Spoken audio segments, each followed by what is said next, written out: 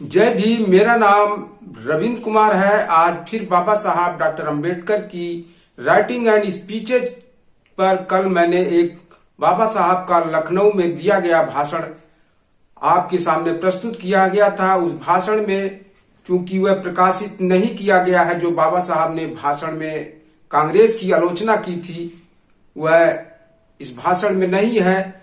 लेकिन उस समय बाबा साहब डॉक्टर अंबेडकर ने कांग्रेस और जो संयुक्त प्रांत के मुख्यमंत्री गोविंद वल्लभ पंत को लेकर के उन्होंने आलोचना की थी कुछ, और उसी को लेकर के अखबार वालों ने उसे तोड़ मरोड़ कर पेश किया था। इसके बाद बाबा साहब डॉक्टर अंबेडकर ने उसका जवाब दिया था, और वह जवाब बाबा साहब का 8 मई 1948 को जनता अखबार, जो बाबा साहब खुद चलाते थे, उसमें वह छपा था। बाबा साहब इस पर क्या कहते हैं आपको हम बता रहे हैं। बाबा साहब कह रहे हैं कि मुझे बहुत खेद महसूस हुआ कि मेरे भाषण के अनुचित अर्थ निकालकर एक स्थानीय अखबार ने खबर छापी तथा उसमें यह भी लिखा गया कि मंत्रिमंडल के अपने सहयोगी के बारे में मैंने कुछ अनुचित कहा।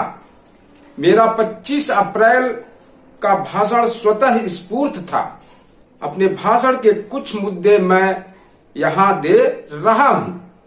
विभिन्न बिंदुओं को लेकर मेरे कुछ अनुयायियों द्वारा मुझ पर की गई टिप्पणियों का जवाब मैं दे रहा हूं।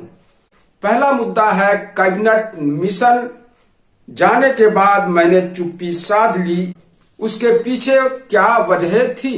दूसरा मुद्दा है, मैं कांग्रेस सरकार में क्यों शामिल हुआ। तीसरा मुद्दा है, मैंने भविष्य में क्या करने की सोची। पहले मुद्दे के जवाब में मैंने कहा कि त्रिमंत्री यानी कैबिनेट मिशन के सामने शेड्यूल कास्ट फेडरेशन ने अलग चुनाव क्षेत्र की मांग की थी। 2 कारणों से हमारी इस मांग को ठुकरा दिया गया। मुस्लिम और सिखों की तुलना में हमारी पार्टी कमजोर थी और हम में से आपसी फूट भी थी। हमारे बीच कई धोखेबाज थे। कैबिनेट मिशन के निर्णय से साबित यही हुआ कि दलितों का कोई अलग राजनीतिक अस्तित्व नहीं है। साथ ही मुझे ऐसा भी लगा कि अगर राजनीतिक सुरक्षा नहीं है तो इसके मायने यही हुए कि शेड्यूल कास्ट फेडरेशन पर आया यह सर्वनाश का समय है। मेरे सामने गहरा अंधेरा फैला था। तब से मैंने कोई मत नहीं रखा, तब से मैंने कोई विचार नहीं रखे। मेरी चुप्पी की वजह यही थी। दूसरे मुद्दे के बारे में मैं यही कहूंगा कि मैं कांग्रेस का विरोधी था और समीक्षक भी, लेकिन केवल विरोध के लिए विरोध करना मुझे कभी भी मंजूर नहीं था। आपसी सहयोग से अपना लाभ होने वाला हो तो हमें आपसी सहयोग की भावना के साथ ही बर्ताव करना चाहिए। इसलिए कांग्रेस के साथ मैंने हाथ मिलाया। संविधान ने हमें जो सुरक्षा दी है उसे इस आपसी सहयोग के बगैर हासिल नहीं किया जा सकता था।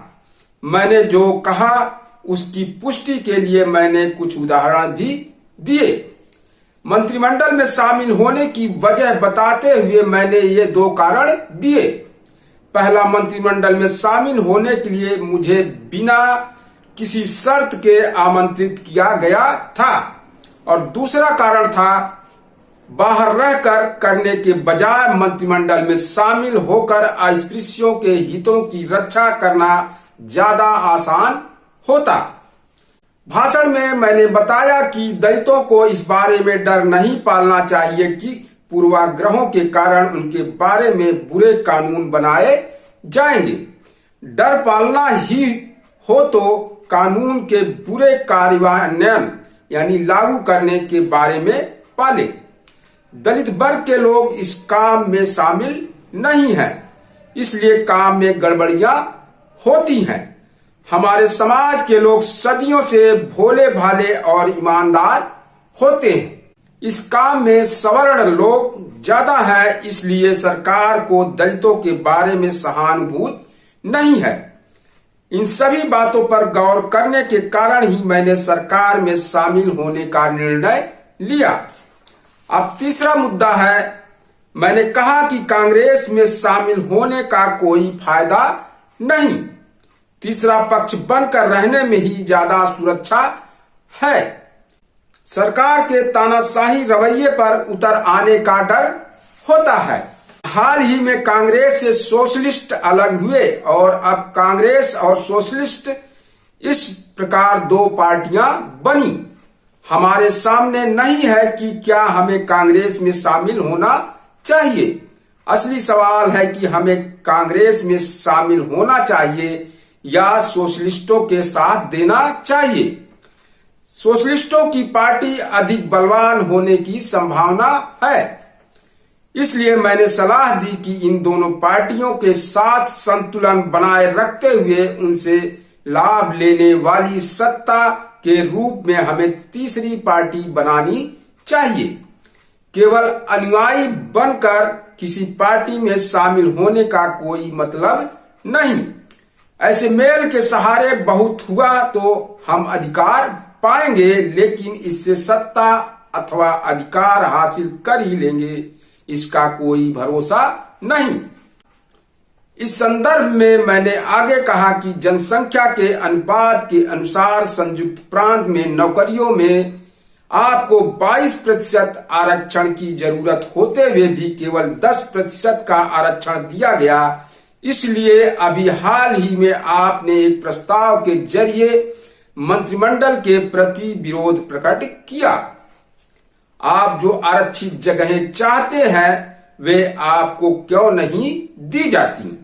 क्योंकि संयुक्त प्रांत के विधिमंडल में जिस बहुमत की जरूरत होती है उसके लिए वे आप पर निर्भर नहीं है। इसलिए लेन देन की बातचीत के लिए मजबूत संगठन खड़ा करने के बाद ही आप सरकार से 22% की मांग कर सकते हैं। तब हमें इनके भरोसे ही चलना है, यही सोचकर आपकी मांग स्वीकारी जाएगी। उसके बाद मैं पिछड़ी जातियों और दलित वर्ग की एकता के बारे में बोला। इन दोनों को मिलाने से देश की जनता बहुसंख्यक बन जाती है। अगर वे मिल जाएं तो क्या वे इस देश पर राज नहीं कर सकेंगे? राजनीतिक सत्ता हासिल करने के लिए उन्हें बस एकजुट होना है। वयस्क मतदान शुरू होने जा रहा है, इसलिए यह कठिन भी नहीं है। जनता धैर्यशाली इसलिए नहीं बन पाती क्योंकि उसे लगता है कि कांग्रेस यहां हमेशा के लिए रहने वाली है। यह गलत सोच है। लोकप्रिय जनतंत्र में कोई भी सरकार हमेशा के लिए नहीं रह सकती। जब कांग्रेस के कालाबाजारी का हमारे देश के लोगों को पता चलेगा तो अपने आप ही जनता द्वारा कांग्रेस को नकारा जाएगा। अन्य पिछड़े वर्ग और दलित पीड़ितों को राज करने का कभी अवसर मिलेगा ही, ऐसा मेरा विश्वास है। ध्यान रखें कि पंडित नेहरू और सरदार पटेल जैसे उच्च नेताओं द्वारा स्थापित की गई सरकार भी हमेशा के लिए नहीं टिकी रह सकती।